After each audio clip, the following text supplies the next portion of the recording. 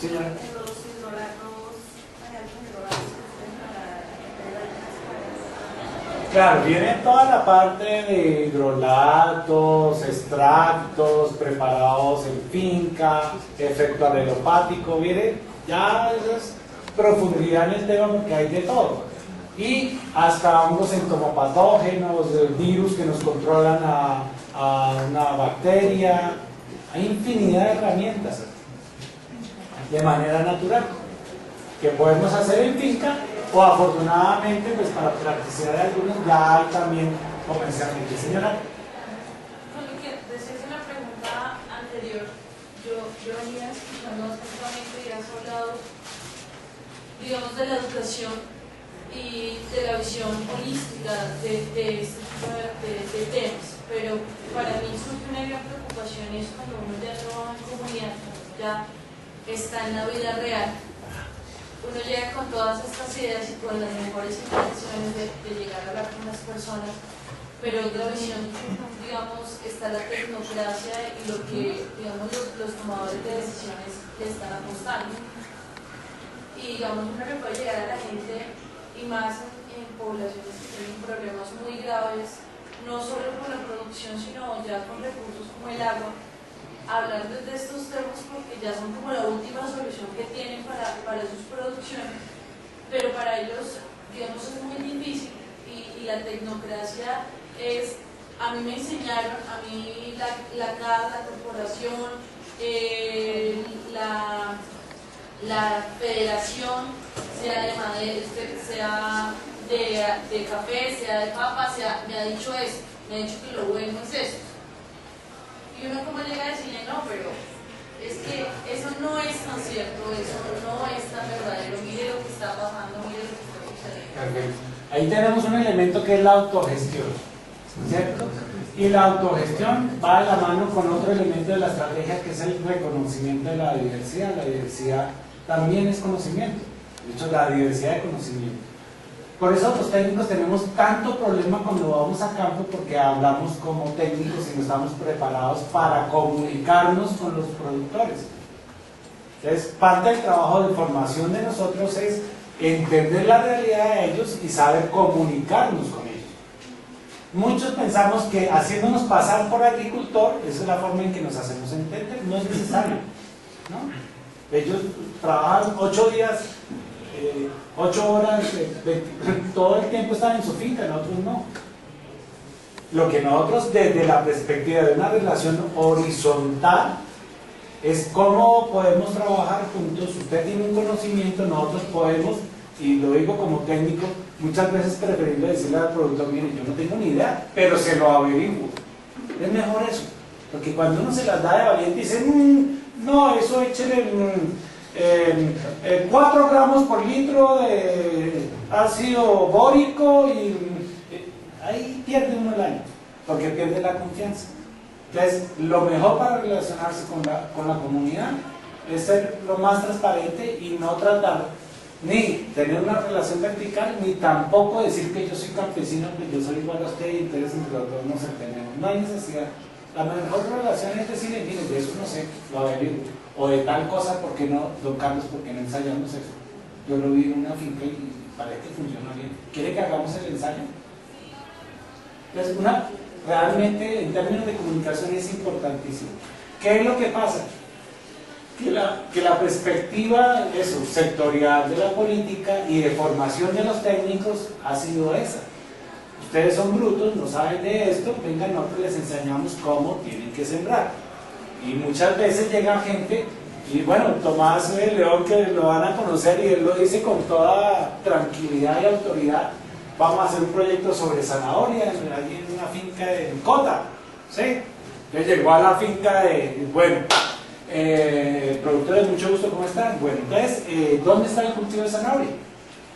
Quedaron todos mirándolo así. Doctor, lo está pisando. Esa es la anécdota de Tomás. ¿Sí?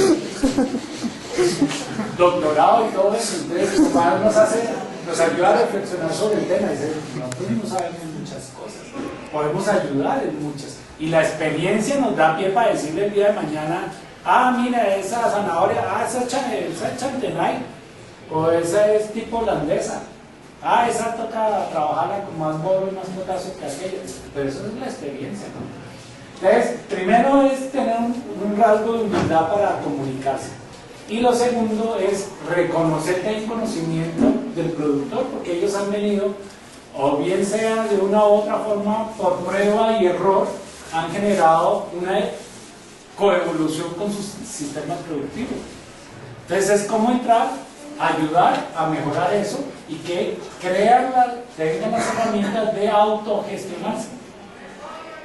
Eso es lo más importante. Les llega el DF de cacao, que nos pasa, ¿sí? Eso ha cambiado ya un poco en ciertos medios, pero llega y usted tiene en Tumaco 600 plantas por hectárea, usted que está loco, usted debería estar en 1100, tener un cultivo bien productivo. Y por dentro de estos afros que son queridísimos, yo trabajo mucho con ellos, cagados de la risa, que no era verdad, dicen, no, a mí me gustaría ver a este podando a 38 grados y 90% de humedad, ver a este. Claro, porque allá llegó la cooperación técnica y les dijo, no, ustedes como no saben cultivar. Entonces siempre en estos clones de alta intensidad en insumos, mano de obra, ellos son mitad pescadores, mitad recolectores. Entonces, cuando desconocemos la realidad cultural, es que acabamos realmente cometiendo muchos errores. Entonces, eso es una de las partes de la autogestión y el crecimiento de adentro hacia afuera. ¿Sí? No estamos eximidos que un experimento en Holanda nos aplique y sea exitoso. No, para nada. El problema es que primero busquemos el experimento en Holanda y no lo busquemos en nosotros. Ese sí es el problema. Señor. Profe, una pregunta. Me acuerdo que decían que de las metodologías que mejor había funcionado precisamente para solventar ese problema que había de la credibilidad en los campesinos, sobre todo porque son muy pragmáticos, o sea, tienen que verlo realizado para saber si confían o no. Era la metodología de campesino a campesino. No sé si que sepas un poco de esto. Estoy trabajando más escuelas de campo. Y las escuelas de campo es crear los escenarios de intercambio de conocimiento y generación de consensos. Yo no había trabajado mucho con estas técnicas y estoy fascinado, es buenísimo. ¿Por qué? Porque precisamente es el escenario en donde se reúnen los productores y el técnico es un facilitador del intercambio de conocimiento. No es el que lleva el conocimiento, sino es un facilitador. Bueno, ¿cómo es la poda? No, que para mí la poda es así. No, que para mí es así. No, que usted ¿por qué poda en esta fecha? No, porque es que aquí es más húmedo el clima. Ah, es que a usted le toca podar por el clima. Ay, con razón nosotros tuvimos ese problema y podamos en tal época y entonces estaba lloviendo mucho, entonces nos dio mucha enfermedad. Entonces, entre ellos empiezan a intercambiar, a comunicarse y dicen, claro, muchos brutos, tenemos que tener en cuenta ciertas épocas de precipitación para no hacer unas podas intensas, porque fuera de eso, si cortamos mal el tallito, generamos una superficie de acumulación de agua. Ah, es que yo corto así sesgado hacia abajo, entonces ahí no le queda el agua. Pues mire qué berraquera. Y eso, las escuelas de campo, precisamente lo que permite es un relacionamiento directo entre ellos, donde el técnico es un facilitador. Entonces, como campesino a campesino, digámoslo, no. Yo lo que estoy trabajando mucho y con relativo éxito son la creación de núcleos productivos, en donde, ¿qué pasa? Las organizaciones de productores casi siempre es una junta directiva, 2 o 3 personas que manejan todo. ¿Sí? Y abajo 300, 400 productores que no tienen ni idea qué está haciendo la asociación. Entonces hay que crearle un nivel intermedio de comunicación entre la junta directiva y la base de la organización para que haya intercambio de información. Entonces ahí vienen los productores líderes. Estamos trabajando núcleos productivos de 30 a 35 productores, un productor líder y un técnico por cada 2 núcleos. O sea que un técnico maneja más o menos 60 productores. Y estamos generando ese espacio para que el productor líder reciba la información de la junta directiva. Entonces, si son 300 productores, son 10 productores líderes que les queda más fácil ir a la cabecera del pueblo, reunirse con la junta directiva, enterarse mensualmente de qué es lo que está pasando con el proyecto, con el negocio, y después van y hacen sus secas, sus reuniones de trabajo de escuelas de campo y le comunican a 30 productores. A la vez los productores estamos haciendo una vaina que es control social sobre el plan de manejo. Uno transfiere tecnología, hace asesoría técnica y muchas veces 1 año, 2 años y la finca sigue igual y uno desesperado porque no avanza. Resulta que la relación 1 a 1 no es tan efectiva como la relación 1 a 30. Cuando yo tengo que pasar al frente de mis 30 compañeros y decir cómo está mi finca, es distinto a que yo vaya como técnico y me entienda con el productor, porque el productor me mama gallo. ¿Sí? El productor me dice, no, venga, toma un café, venga, le cuento, no, es que la señora, no, es que el clima, no, es que quebrado. Pero cuando pasan al frente de 30 iguales que ellos, ya se les acaba la disculpa. Entonces es muy efectiva esa estrategia de control social. Entonces estamos usando eso, núcleo productivo con un productor líder y unos técnicos de apoyo y retroalimentación. Los productores reportando cómo van y la junta o la parte directiva de la organización reportando cómo va la organización. Y eso nos está dando muy buenos resultados. ¿Algún otro comentario, pregunta? Al muchacho que por favor despierte, que no me vergüenza. Yo sé que estaba despesado. Listo. Una cuestión de enfoque. Resulta que no todos tenemos el mismo potencial de cambio. Todos tenemos, y eso es parte de lo que queremos aprender a reconocer. Somos distintos. Si somos distintos, vemos las cosas de manera distinta. Sentimos distinto. Cuando queremos que todos piensen igual que uno, que todos vean la realidad igual que uno, pues va a ser muy difícil porque no es así, así no funciona ni la naturaleza ni nosotros. Entonces, la capacidad de cambio en términos de agroecología, esta es una simple simplificación de un Costa Weber, un agroecólogo brasileño, puede tener distintas puertas de entrada, desde el punto de vista económico, social, medioambiental, combinando términos de ecologización, o sea, desde la perspectiva ambiental, pero desde la acción colectiva. Entonces, cuando tú combinas 3 por 2, según este autor dice que tienes 6 puertas de entrada.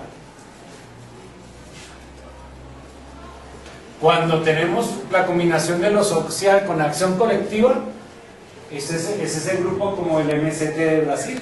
Es una gente fuerte, una presión política, unidos, movimiento, van y destruyen el laboratorio de Monsanto en no sé dónde, ¿sí? Es una acción dura. Pero resulta que a ellos les funcionó así. Y las circunstancias de pronto también nos han llevado a que trabajen por esta vía. Eso no es malo ni es bueno, simplemente es diferente. Hay otros, por ejemplo, yo me siento más por este lado. El productor es muy sensible a que su suelo, su planta, el agua, sus animales. Entonces uno le suelta el rollo de la agroecología y el cambio social, el paradigma de entrada a un productor, pues el señor se va para atrás. Pero de pronto es mucho más sensible a este tema. De pronto más avanzado dice el tipo, oiga, pero es que yo no soy el único que estoy en este encuentro. Bueno, vamos a hacer un intercambio de experiencias, ¿sí me entienden? Entonces, esta es simplemente una guía para ver cómo interactuar en términos de la percepción de cambio diferencial de las comunidades. No todos somos iguales. Habilidad de nosotros, bueno, los que queremos trabajar en el campo técnico, es diferenciar a una comunidad para saber dónde está su potencial de cambio. Entonces, al señor que quiere trabajar en la parte social y no meterle el tema técnico, pues no, va a ser rechazado porque su prioridad y su visión es otra en ese momento.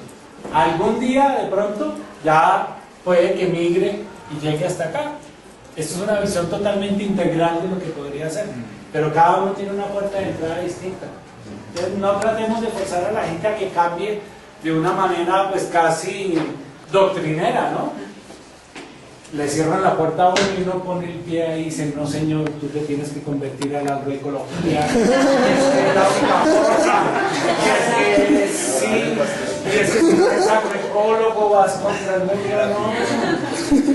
Tú exportas, tú eres malo porque exportas, señor. ¿No han escuchado ese discurso?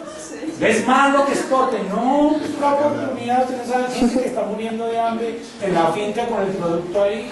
¿Cómo no le vamos a dar una oportunidad? ¿Sí? Entonces, veámoslo desde el punto de vista, no entremos a ser tan doctrinales. Esto es parte de un trabajo que hicimos primero, precisamente con Altieri, sobre el tema de herramientas. La agroecología tiene un discurso, pero es que hay que volver a la práctica. Y a mí me encanta el tema de las herramientas. Entonces este trabajo lo hicimos con Altieri y Clara Nichols, y que es una guía para evaluación de calidad de suelos y salud de cultivos. ¿Sí? Me disculpan, se me olvidó anoche, iba a traerles unos ejemplares, pero yo cuadro con Abraham y de alguna manera te entrego, y en la próxima sesión que tengan lo rifan. Al muchacho que está durmiendo me le dan uno. Son documentos, ¿cierto? Es una cartilla. No, igual nosotros estamos dejando todas las memorias de la cátedra acá, pues en la carpeta 6M abajo en Potokio, entonces ahí también se les sale. No, yo te voy a dar unos 10 libritos. Bueno, en la próxima sesión. En la próxima sesión. Y le doy el CD porque no, es un poquito pesado. Bueno, y trabajamos en la parte de herramientas, porque es que hay que ayudarnos con herramientas. ¿Quién ha trabajado en campo? Es una vergüenza. Uno va del médico y el médico tiene su... Sí. Lo primero que ve uno es que tiene su... ¿Cómo se llama eso? ¿Sí? Y saca de una cajita el aparato para verle uno el oído. Saca de otro lado, es una barraquera. Sale uno a campo y uno de agrónomo trabajando en el medio de los forestales, sale uno a campo, oiga, ni una navaja, ni una lupa, ni un barreno, nada, es una vergüenza. Es una vergüenza. Y eso me lo hizo caer un producto y dice, ¿ustedes cómo trabajan? Eso es mirando así por encima, ni cortan un tallo a ver si tiene daño vascular, no abren un huequito a ver cómo están las raíces, a puro ojímetro, desde la carretera uno ve ese cultivo. Estamos con una problemática ambiental, económica, social, en términos de exclusión, en términos de estancamiento, en términos de deterioro, y eso es parte de lo que necesitamos para salir adelante, ¿no? Y para eso, pues, la sostenibilidad es un objetivo, pero es que no es fácil, porque la sostenibilidad también va de la mano con la diversidad, con criterios distintos. Entonces, problemas, tratar de capturar la sostenibilidad desde las tres dimensiones, lo social, lo económico y la ambiental, es difícil. ¿Por qué no empezamos con una primero y ahí vamos avanzando? Esa puede ser. Es que usted no tiene en cuenta lo social. Dice, pero si ni siquiera tenemos bien el cultivo, desde que no siempre ser muy fuertes sociales, pero si no, sí. Entonces también es ver por dónde podemos empezar. Pues obviamente hay restricciones del entorno. Muchos son del mercado, la estructura de la cadena de valor, los sistemas de comercialización. Las dimensiones de agroecología tienen distintas velocidades. Por ejemplo, la política tiene una velocidad de cambio totalmente distinta a la parte técnica. Los productores tienen su propia percepción del cambio y la crisis. Es cómo lo respetamos. Pueden estar desarticulados en el entorno social, muy aislados, totalmente perdidos. Y pues obviamente las herramientas metodológicas muchas veces son complejas. Entonces, ¿qué podemos aportar? ¿Cómo podemos aportar a un proceso de cambio que en términos de cientos o miles de millones de personas, en función del tiempo, cómo podemos cambiar? Entonces podemos cambiar por decisiones de pequeños grupos, la moda, ¿sí? En poco tiempo. Hay unos valores que se demoran años para que se instaure en una sociedad, las políticas, los contratos sociales. Pero ya una ley, ya para que funcione bien, puede que se demore años, y ya estamos hablando de grandes cantidades de personas. Pero la Constitución, las tradiciones, oiga, y lo que nosotros siempre hemos hablado, no, es que aquí a esta gente hay que cambiarla. Estamos hablando de cambiar culturalmente a un grupo de personas que llevan haciendo algo durante 20 o 30 años. Y muy tranquilamente nos vamos y decimos, no, es que la gente toca cambiarla. Entonces estamos pensando en que podemos cambiar una cultura. Entonces, tenemos que ser un poquito más respetuosos y dimensionar nuestro alcance. No los vamos a cambiar. Vamos a acompañarlos en un proceso de transformación.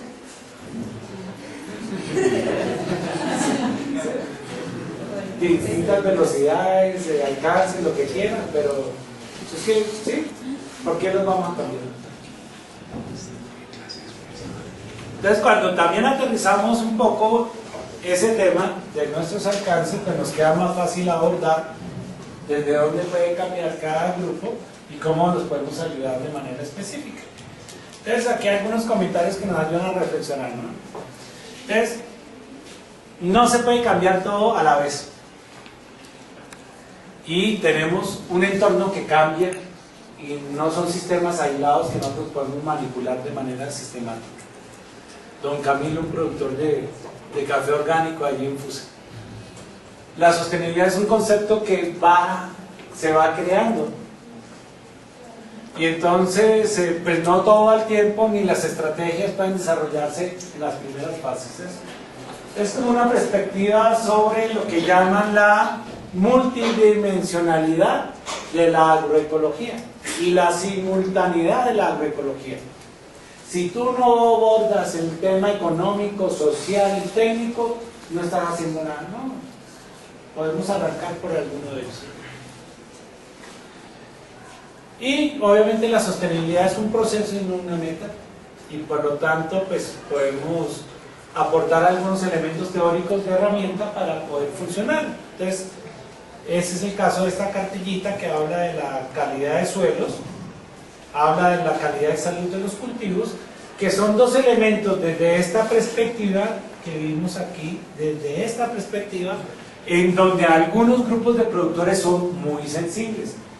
Entonces, por eso desarrollamos una herramienta que nos ayuda a trabajar desde ese punto de vista.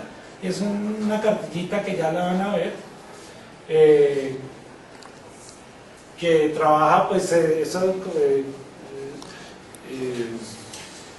por calificaciones muy sencillas. Esta es la parte de planificación, la descripción de las fincas, y trabaja como un scorecard que es muy sencillo, ¿sí? Se trabaja en las fincas y va haciendo unas calificaciones en distintos rangos, le da distintos pesos específicos a cada una de las variables, tanto de calidad de suelos como de salud de los cultivos, que nos permiten hacer como un diagnóstico. Es pensando en el médico, ¿sí? Entonces, a uno le toman la tensión arterial. Si está alta, ¿qué significa?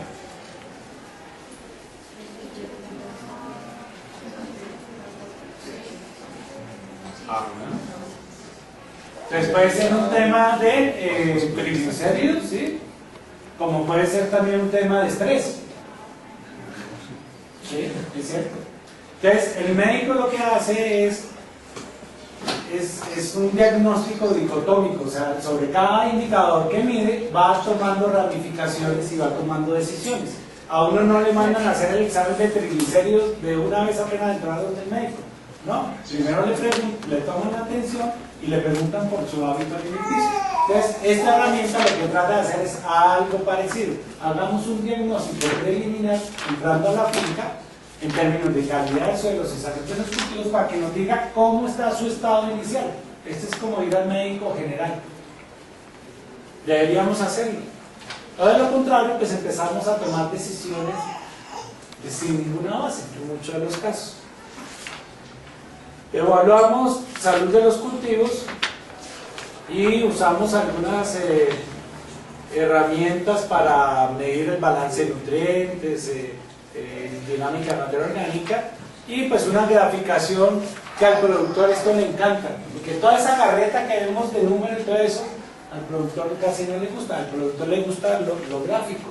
Cuando usted le pega esto en la cartelera de la finca, él es feliz porque cada vez que mejora, pone al niño a que pinte la línea con otro color.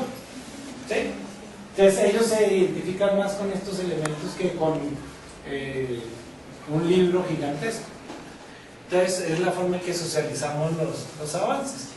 Y cada uno de los indicadores, en este caso serían 10 de calidad de suelos, 10 de calidad de salud de los cultivos, que permiten saber cómo está de manera general la finca, y sobre eso, pues obviamente plantear alternativas de manejo.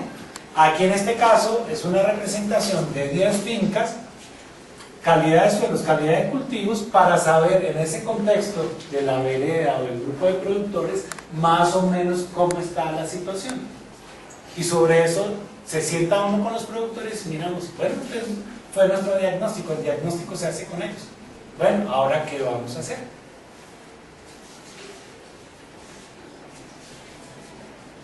Bueno, ¿cómo les parece? Están muy callados, que a mí me asusta cuando están tan callados. Bueno. Bueno, listo. Profe, una pregunta, pues no sé, como la dinámica también de la cátedra, aunque pues hoy ha sido un poco más participativa, creo. Pues siempre damos como el espacio en la parte del final para poder dialogar como mucho más relajado, un poco partiendo también de pues un documento que se reparte pues a través de los correos, precisamente de presentación inicial de la cátedra, de la sesión del día.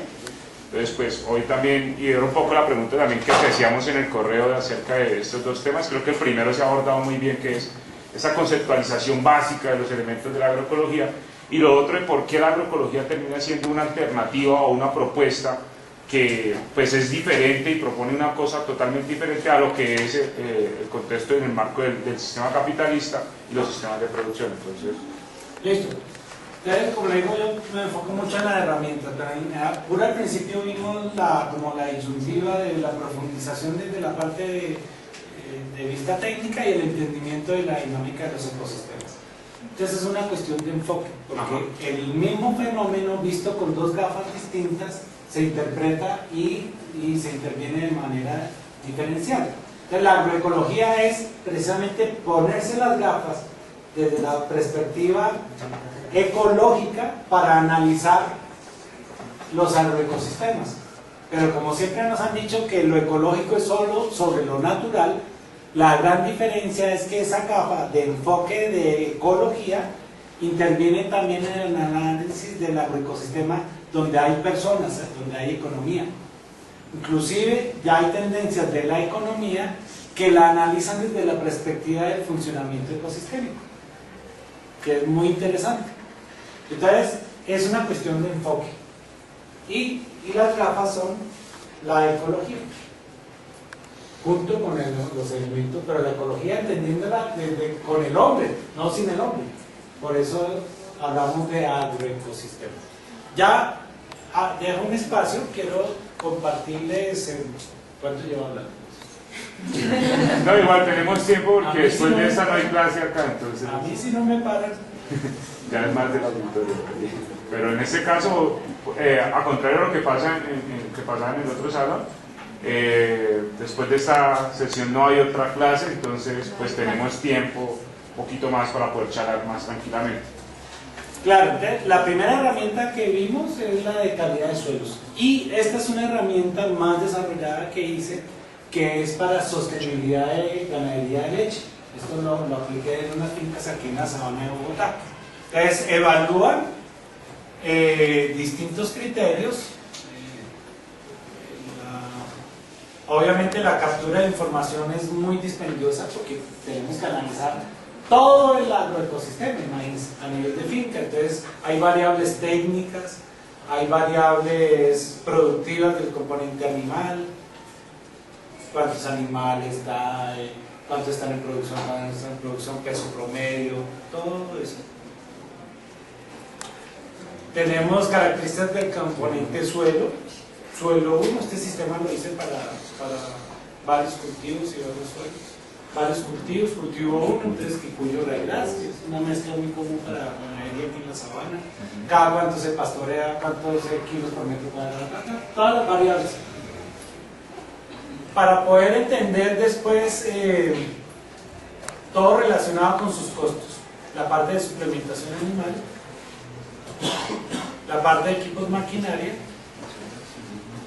características del componente humano, características del componente climático, parámetros económicos que parametrizan precisamente el modelo. Eso después pasa por fórmulas, se multiplica, se divide, se no, y calcula unos indicadores.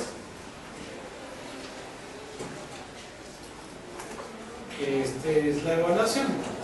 Entonces se trabaja con unos indicadores que los establecimos junto con los dueños de las fincas para poder determinar un punto de referencia para saber qué tanto era la percepción en términos de sostenibilidad de lo que estábamos haciendo. Entonces aquí están las variables, cuál fue el resultado de la medición, cuál era el valor deseado del indicador y su calificación en términos de cumplía o no cumplía, el criterio del mínimo. Y para cada componente sumábamos cuántos cumplían y lo dividíamos por el número de componentes, y a manera de ejemplo, el componente suelo está logrando un 40% de los objetivos de sostenibilidad planteados con el grupo de productores. Lo hicimos así para todas las variables, para el componente hídrico, el componente animal, el componente vegetal, el componente tecnológico, económico, sociocultural, y nos da un promedio del sistema, que es este, y una representación gráfica. ¿Sí? Componente hídrico. Entonces aquí vemos, es una finca, eso sí, ganan plata la que quieran, ¿cierto? Ya que está, pero tienen unos problemas en el componente, en el hídrico, en el componente tecnológico, por un desbalance de nutrientes gigantesco. El sistema está totalmente subsidiado. Las cantidades astronómicas de abonos nitrogenados. Y en el componente vegetal hay un problema de biodiversidad del sistema. Este componente hídrico terrible, porque ellos usan riego, y entonces hay un indicador que es cuántos metros cúbicos de agua necesito para producir una tonelada de materia seca. Una cuestión de ¿qué criterio aplicamos ahí? Eficiencia. Exacto. Ahí hay criterios de productividad, criterios de autogestión, criterios de suficiencia, criterios de estabilidad, criterios de resiliencia, como si fuera el análisis de un ecosistema natural. Listo. Entonces, por ejemplo, algunas particularidades del suelo. Mira aquí, el balance anual, se satisfacen los requerimientos del cultivo, la eficiencia productiva en metros cúbicos de lluvia y riego por tonelada de materia seca. ¿Qué tan eficiente es el sistema usando el agua? La parte animal, entonces hay criterios de productividad. Componente vegetal, entonces índice de biodiversidad de chano. Claro, eso es Kikuyo Raigras, pero cuando analizamos el número de poblaciones, el número de individuos, nos da un índice pues muy bajito. ¿Listo?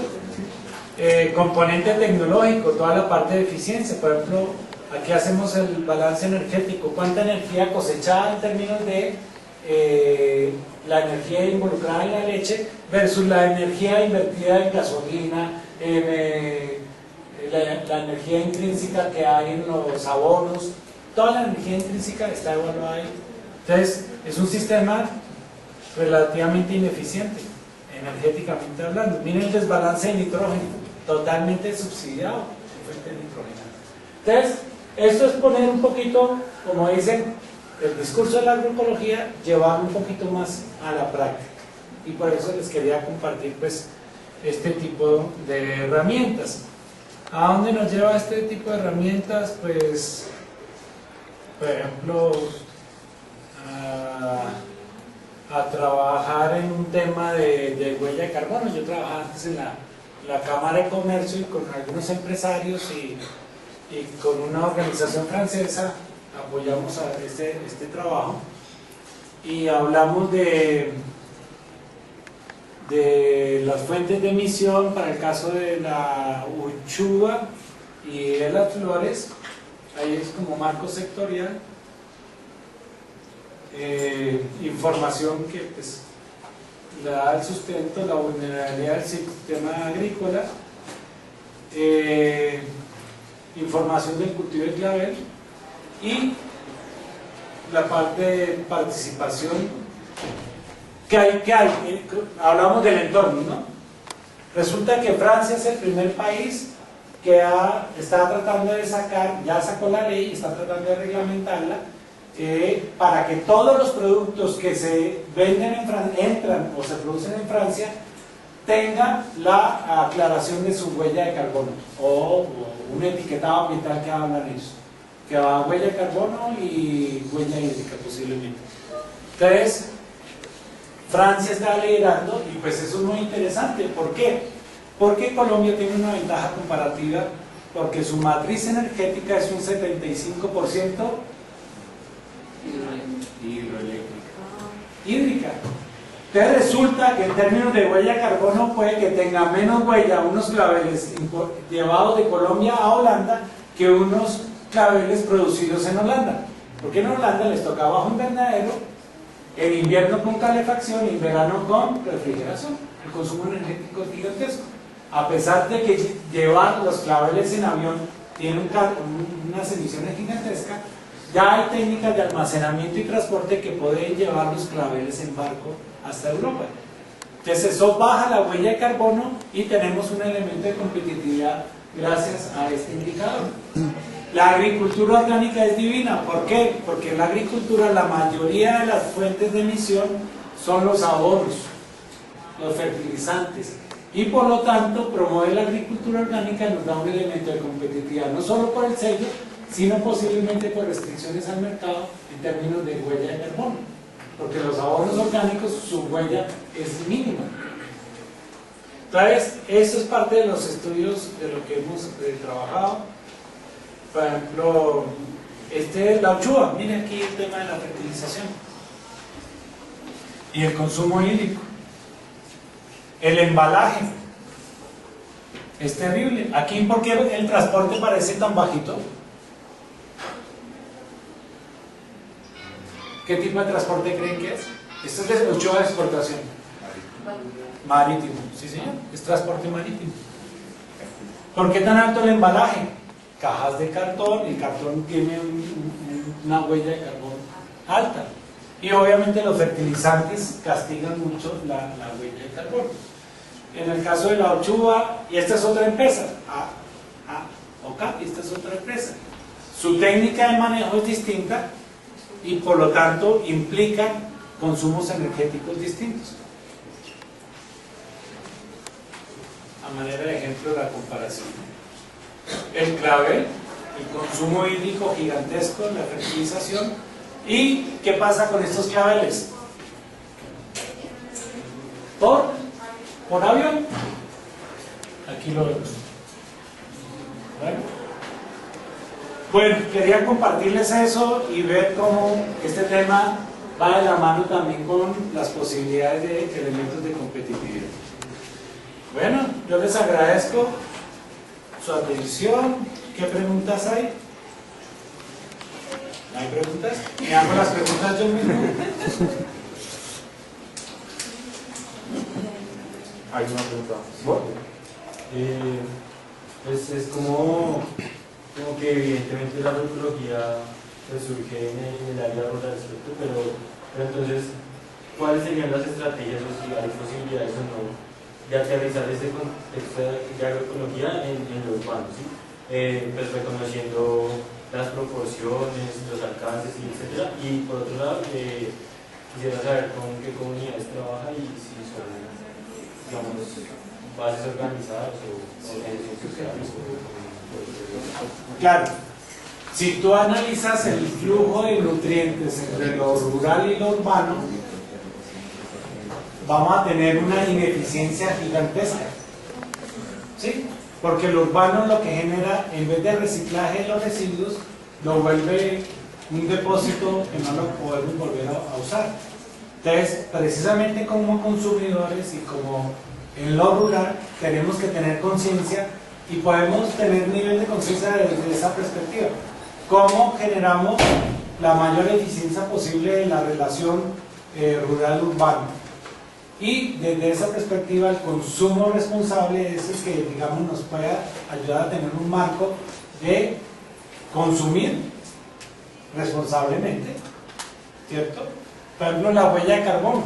Si a mí me dicen, mire, este producto importado tiene esta huella de carbono y este producto local tiene esta huella de carbono, bueno, yo dice, bueno, tengo un elemento de decisión. Yo le compro el periódico a una señora que me la encuentro en la calle todos los días. Yo puedo ir perfectamente a Pampaya en la esquina de la casa y comprarlo. Pero para esa señora, que alguien que tenga un cliente que le compre el periódico todos los días, es importantísimo. Para Pampaya, un cliente que le deje comprar el periódico ni le va ni le viene.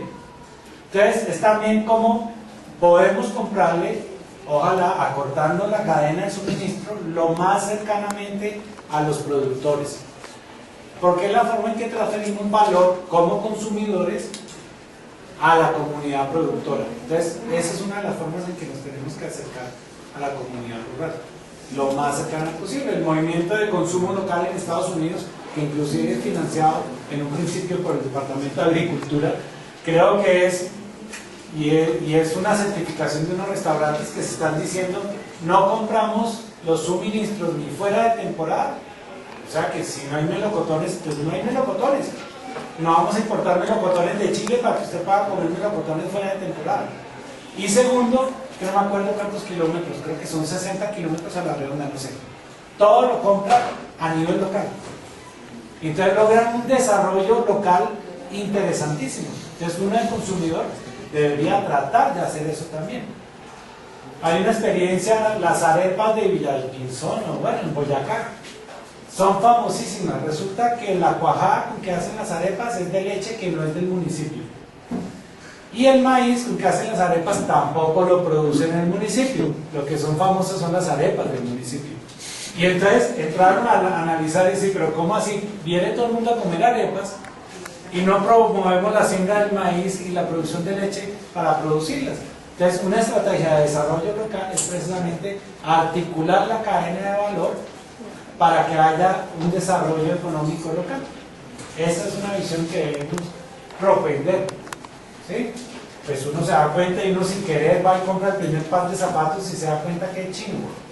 Pues madre, vaya a Santander, a Bucaramanga, a Cúcuta, están reventados y quebrados. Ellos por tradición eran zapateros. La industria de calzado está acabada. Entonces, ustedes saben que los zapatos chinos entran y la ropa entran es por kilo y no por pieza. Yo no sabía eso. Entran kilos de zapatos, no tantos pares de zapatos, a unos precios irrisorios.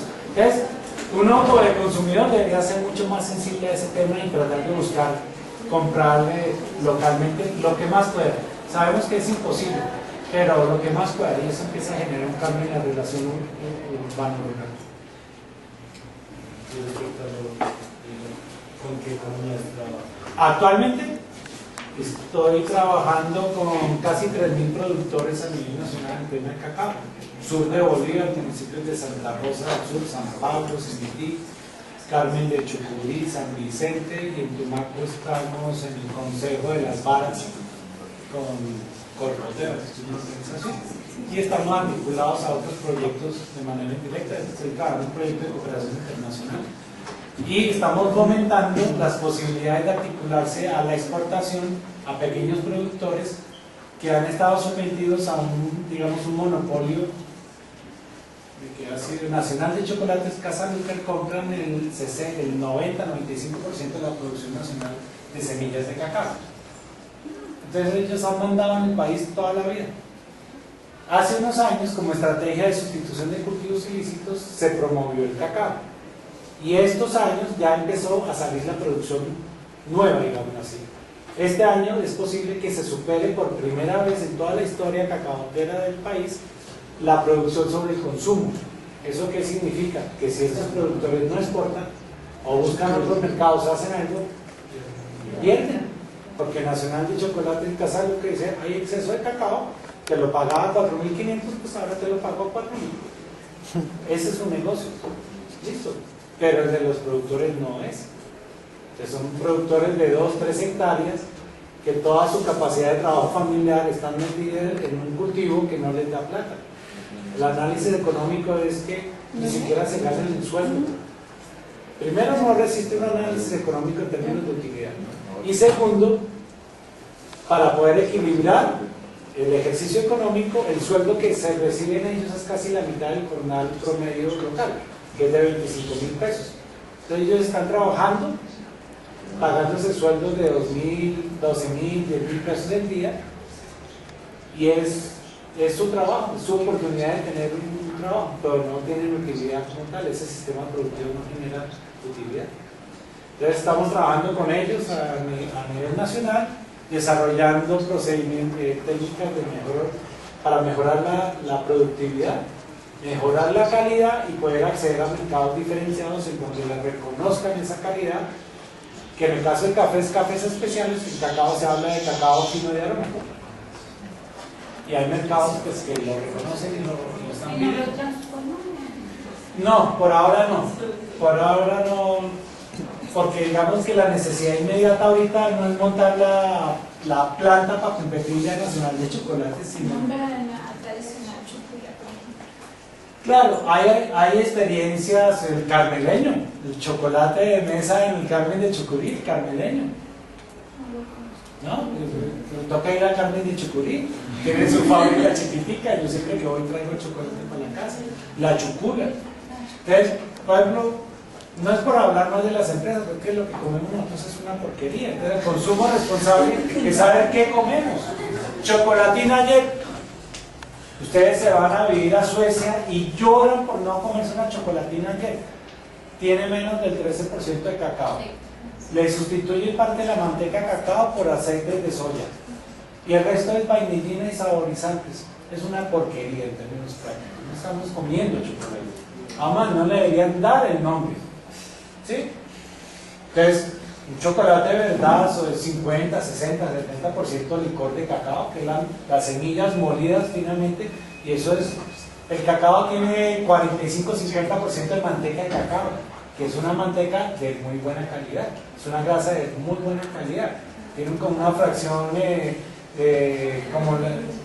algunas partes de la fracción lípida es como la del aceite de oliva, imagínense, y fuera de eso tiene antioxidantes. No, el chocolate es bueno. Y así lo venden a uno diciendo que tiene antioxidantes. Antioxidantes, a uno le genera una endorfinas, por eso es que uno se come un chocolate y vuela. Ay, sí,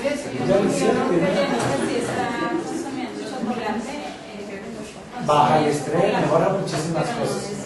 Tiene un contenido alto de cobre y genera de pronto desbalance, no solo el chocolate, sino muchos alimentos, un desbalance con el zinc. Que estaba leyendo en este momento, hoy en día estamos, por la forma de producir los alimentos, el consumo de zinc bajó mucho y eso genera unas patologías a nivel del sistema digestivo, hígado, páncreas, y entonces hay que consumir un poquito más de zinc. Lo que pasa es que los suelos están perdiendo el zinc, entonces las hortalizas que cultivamos ahora de frutas tienen muy poco zinc y estamos bajando la ingesta de zinc. Entonces, el tema es pues, aprovechar pues, oportunidades en ese sentido. Estamos trabajando con esta comunidad, trabajado mucho con hortalizas también, algo de café. Me encanta trabajar con los productores, todos los días le enseñan a uno, usted no se imagina. Señora. Bueno, yo creo que la cátedra es muy buena, sus experiencias son enriquecedoras, pero ¿cuáles serían los objetivos? ¿Cómo podemos integrarnos desde la academia? ¿Cómo podríamos integrarnos desde la academia? Porque muchos de acá ya estamos culminando materias, digamos, el campus. Nosotros tenemos una carrera muy integral que nos permite dignificar la calidad de vida del campesino y asimismo mejorar la calidad de vida de los hombres. Pero ¿cómo nos podemos integrar con ustedes? ¿Qué oportunidades de empleo, no sé, de integración para los trabajos? Sí. Porque más que dejarlo como una experiencia. Claro, entonces, el reto es grande porque inclusive en mi vida profesional, yo no tanto, pero muchos se han tenido resistencia, por ejemplo, pues, cuando hablábamos de agroecología y agricultura orgánica hace 20, 25 años, pues era un tema de marihuaneros, así de sencillo. Claro, no, pues es muy feo, horrible. Claro, era un tema terrible. Entonces, la única es todos los movimientos de cambio generan resistencia, ¿sí? Entonces tú vas a entrar a trabajar el día de mañana a parques nacionales. Entonces, pues hay dos formas, es meter el dedo en la llaga y molestar todos los días, ¿sí? O empezar a empujar de a poquitos. Eso es una decisión de carácter y de posición, ¿cierto? Entonces hay el que se para con la pancarta al frente de parques nacionales y dice, no salgo más a campo porque la perspectiva de parques nacionales va en contra. Esa es una opción. Y la otra es estar dentro del sistema y, venga hermano, vamos a tomar tinto. ¿Y usted qué opina de tal cosa? Oiga, chévere, le presto un libro, mire, compartamos, hagamos el ensayo. Vamos a la parcela y siembrémosla así, sembrémosla así y lo analizamos. Entonces, hay distintas formas de abordarlo, pero indiscutiblemente volverse vegetariano sin estudiar vegetarianismo es lo peor que puede hacer uno, y es lo mismo que esto, hablar de agroecología sin haber estudiado es peligrosísimo. Entonces, pues, la invitación es que lean, documentense, estudien, compartan, no adoctrinen porque es lo peor, porque eso genera resistencia. Las oportunidades se van dando y usted no sabe lo que era hace 20 años, hoy en día esto está abierto. Afortunadamente hay muchísimas posibilidades al respecto, se están abriendo muchas en ese tema. Profesor, como estudioso de la agroecología, ¿cómo ve la situación de las asociaciones campesinas que se están impulsando ahorita por el ministro y la situación actual de los cacaoteros, pues desde su trabajo? Claro, mire, una es el entorno político y otra cosa es el ejercicio de mirar para adentro. Entonces, mis cacaocultores son divinos, yo los adoro, pero están produciendo 400 kilos por hectárea año y con eso no vive ni él ni nadie, no les da. Están subsidiando a la empresa chocolatera nacional vendiéndole su mano de obra barata. Entonces, un ejercicio que sí, y eso sí los invito a que lo hagan, es, listo, buscamos nuestros derechos, oportunidades, influir en la política, pero lo que no podemos hacer es con la lucha social o política buscar esconder una eficiencia en la finca. Es que es así, yo se lo digo porque lo conozco. Entonces, mejorar el entorno sí, pero arreglemos la casa. Sí, uno no puede exigir alumbrado público, entre comillas, no sé si es el ejemplo, cuando la casa adentro la tengo vuelta a nada, viviendo a mi familia en unas condiciones. No dice, no, es que no tengo oportunidades. Sí, sí tienen oportunidades, recursos de apoyo, cofinanciación, crédito barato, hay infinidad de oportunidades. Entonces, hay veces que nos enfocamos tanto en que el problema es de afuera, que hay veces que no decimos, oigan, pero ¿por qué no revisamos adentro cómo estamos? Vaya a una asociación de productores, el que medio saque la cabeza, a ese le hacen la vida imposible, ¿cierto? Que a ese le va bien, pero ¿sabe por qué le está viendo bien? No, es que se está viendo no sé qué, no. Entonces, una cuestión de mentalidad en Colombia es tristísimo decirlo, nosotros no sabemos trabajar en términos cooperativos, asociativos. Usted vaya a cualquier parte del mundo y eso funciona es por asociatividad. Nosotros somos unos envidiosos de miedo, no queremos que a nadie le vaya bien. Si no me va bien a mí, pues que no le vaya bien a los demás, y al contrario voy a ver cómo me tiro la asociación. Entonces aquí hay un problema cultural, histórico, tan metido que no nos deja trabajar asociativamente. Entonces, ¿qué reto tenemos? ¿Qué estrategias? ¿Cómo podemos motivar para que trabajemos asociativamente? De lo contrario, estamos fregados. nos pueden dar los subsidios que quieran, nos pueden bajar, regalar los fertilizantes, nos pueden dar todo lo que quieran y vamos a seguir con 400 kilos por hectárea y totalmente aislados y desarticulados. Entonces, en eso sí, yo los adoro, yo los quiero, pero sí, siembro 100 plántulas de lechuga y cosecho 20 y me pongo bravo porque me pagaron 500 pesos por cada lechuga. Mira, tu problema no es el precio, tu problema es que perdiste el 80% de lo que sembraste. Ay, verdad. Y es así. Entonces, hay que pensar un poquito en eso, que sí hay que meterse en la finca y luchar tanto en la finca como fuera de la finca.